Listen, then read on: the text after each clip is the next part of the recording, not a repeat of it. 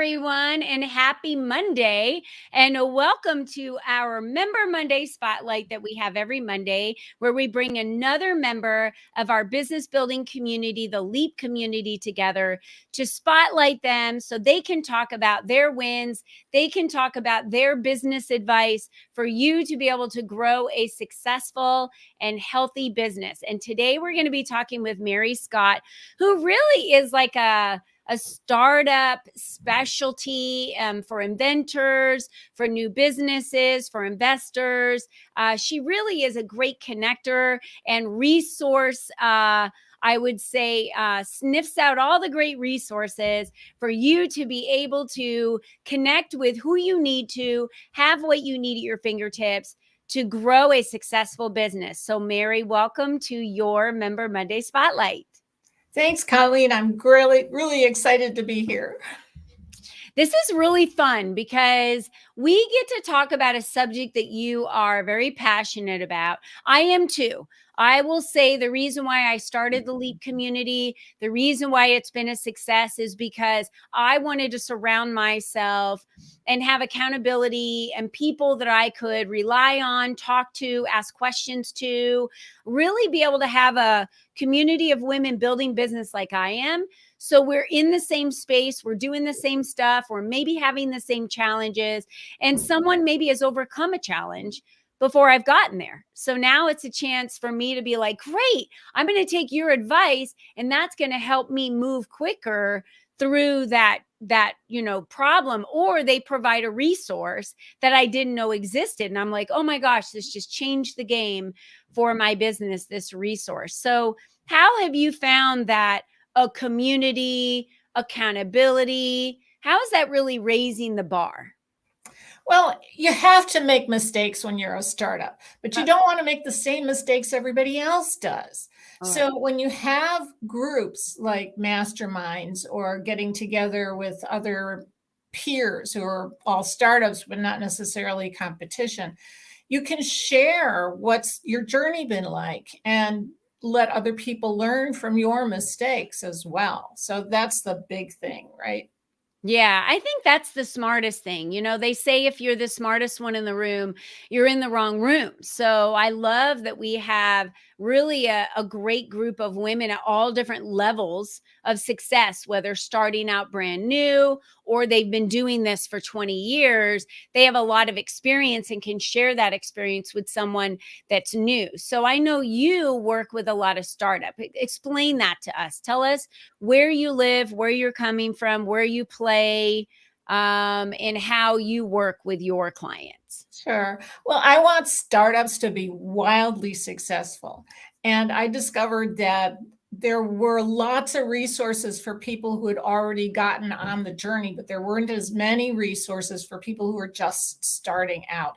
I remember starting out, I was a videographer in New York, and having to go to networking meetings and not quite knowing which networking meetings are going to be good and which ones are going to be not useful, learning how to do follow-up, and even learning how to set up the business in the first place and what's an EIN number and all this kind of stuff. And it took years really to get into a kind of a groove where I started to make some money. And I just thought, I don't want other people to have to go through that. Yeah. So got to St. Louis, COVID hit. I stopped doing video and started giving business advice in the startup ecosystem. Yeah, that's so smart, Mary, because you're right. If when women come to me and say, I want to build a community, how did you do it? I give away all my secrets. So I don't hide them. I don't keep them close. I just share with them how I did it. And women are shocked when I do that. They're like, why would you give me all your secrets and share this? I said, because I want you to be successful in building your community. Why would I not want to give you this advice and for you to fail or struggle or spend more money than you need to? In fact, I give them all of the do's and don'ts because I had to go through the don'ts to figure out all the do's, right? So it's like, don't do this, don't do that. I thought that would work too. It didn't, And so talk to us about how you're how are you gathering individuals for them to learn from one another? There are a bunch of different ways. One is I'm the lead organizer for an organization called 1 Million Cups in St. Louis, Yeah. which is a warm, fuzzy Shark Tank. Once a week, one or two startups get a chance to present to a room full of people they don't know. And that's very important when you're starting out, is to make sure that your great idea that you think is wonderful is actually not only something people want, but that they're willing to pay for. Mm. So working through 1 Million Cups is a great way to access startups and give them a chance to do pitch practice. The other thing I do is offer my own personal office hours for a small membership fee. And people can come in, particularly startups, and we can brainstorm on exactly what they need right now, right today. And I won't give them everything at once so they don't get overwhelmed. It's like, where are you now? Where do you need to be next week? This is what you need to do. And that's the kind of stuff we do in my office hours. And other companies can be in the room at the same time, and they can help each other solve whatever that one thing is to get it off your plate today. Nice. So it's not just you also working with the individuals that are there in the room. They're not only helping each other work, get through things, have accountability, but they're also giving each other advice, like a mastermind, where if someone has a question and is looking for advice, the other individuals in the room that might be a little bit more experienced in that one area can offer advice to that person. Right. The Yeah. other cool thing is that, in fact, organizations that have co-founders have a much higher level of success. So if people Mm. meet in my room and decide they need to collaborate, that's going to help both of them.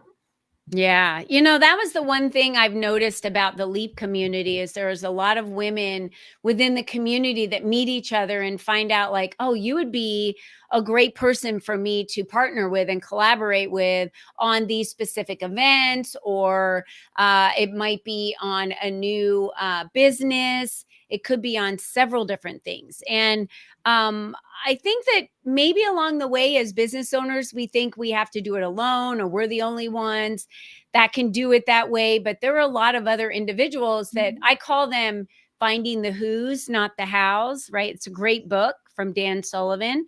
And finding the who's or finding the people that can do the work with you or for you instead of you doing the hows, because it kind of takes your eye off the ball, especially when your expertise is in one area. You can find other people to do the hows. And that's kind of really who you are, Mary. You're a big how to a lot of, those individuals. They're looking for you, right? They're looking for you. You're the who of who's going to get them connected to that next person or get them the education they need to work with a specific company or affiliation or whatever it may be. And learning to let go of your baby, learning to understand you have certain skill sets, but you don't have all of them. And that's a good thing because somebody else has the skill sets you don't have, and you need to be able to work with them. There's more than one right way to do something. Yeah. And if you really learn to work with a co-founder, you're going to be much better at delegating the rest of the employees you're going to eventually need to hire. That's right. That's right. It's so, so, so, so true. And how important it is for us to remember that there are other individuals out there that can assist us to get where we need to go much faster. So stop doing it by yourself. That's what we're saying today in this quick little interview is just stop it. Stop it, stop it, stop it. You have to stop doing things by yourself and really get out there and push to get the right people on your team. And that might be someone that is just giving you in the advice business, right? They're giving you advice, or like you're connecting them with solutions and resources and people and on and on and on. Share a success story of someone you've worked with in the past. Well, my favorite success story is George Bailey with the Z Pods. George had an autistic kid, and one of the biggest problems with parents of autistic kids is that they never get a good night's sleep because kids Mm. don't sleep through the night. And George decided he needed to solve this problem. So he invented a sleep pod. So it's a self contained, almost sensory deprivation pod that a child can snuggle into and feel all warm and secure and whatever white noise or whatever they need to really stop all the inputs that keep them awake. Mm-hmm. And the pod has a nice little app on the parent's phone to let you know if the pod gets opened in the middle of the night. So this has solved a lot of problems, gotten a lot of autistic parents to be able to sleep through the night. And I said, and he went through all the insurance compensation kinds of things. So he thinks he's marketing this thing to a specific community. And I said to him, George, look at your sleep pod. He says, yeah. I said, what does it look like? He said, it looks like a sleep pod. I said, George, it looks like a little spaceship. Don't you think there are a lot of rich kids who would love to sleep in a little spaceship? Can I introduce you to Sharper Image? Can I introduce you to FAO Schwartz? So whole new market opened up. And it's nice that because I'm originally from New York, I am very well connected with a lot of places that you wouldn't ordinarily expect. So that was really great to have him open up his market to people who weren't necessarily looking for insurance reimbursement. Yeah, that's great. Yeah. So again, he was very tunnel focused on what he was doing and his end user. And at no point did he think maybe I should be marketing to the actual consumer as well, because they would purchase this type of product Yeah, online in 2 seconds. he was Absolutely. hyper niched. And Yeah. most of the time, startups have the problem of being overly, they're not niched enough. Mm. This was just the opposite situation where he was hyper niched and needed to expand. A Yeah. lot of times, what coming into a discussion with somebody else will help you do is focus on which idea is going to make you the most money the fastest. Because so many startups are brilliant people with millions of ideas, and you can't be successful in a million things until you start with one. That is so true, Mary. That is so true. I was just going to ask you to leave us with some words of wisdom of kind of the first things if someone is working on an idea and they want to start up a business. Really, what are the first couple of things they should be doing besides connecting with you, obviously? But what are the things that you think they should be doing very first thing out of the gate? Okay, first thing, make sure that you're legal. Make Okay. sure that you've got your EIN number, that you are incorporated or doing business as, but that your business money is totally separate from your personal money, and you make sure that you get any permits you need and just cover all of those Yeah. bases. I have a nice little download of how to set up a business in 10 steps, and it checks off all those things. And where Yep. would they find that? Would they find that at businessriff.com or Yeah, it Startup would be Success? at businessriff.com, or I Okay, can also find the link to it and give it to great. you directly. The next thing you really need to do is validate that idea. You need to ask your friends and family, what do you think? Is this a good idea? And you need to talk to some potential customers about A, is it a good idea? Does it solve a problem you have? And B, what would you be willing to pay for it? Because Mm. if you're not going to be making money with your idea, it's not going to help anybody. That's right. It's so true.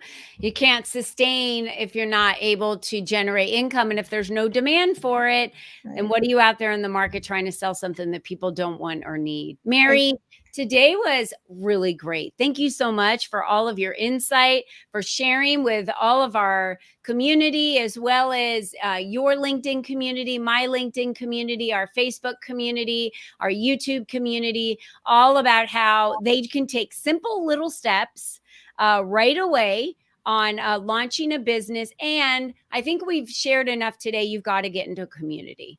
So go to all of the areas that we talked about today: startupsuccesslaunch.com, businessriff.com. Connect with Mary on LinkedIn to access her office hours. And remember, if your business is not in demand, then it may not ever take off and you won't be generating the success you're looking for. So thank you, Mary, again for being with us and for being here in the house of the LEAP community. We value your membership. And until next time, everyone, have an amazing week, and we'll see you then. Bye-bye for now.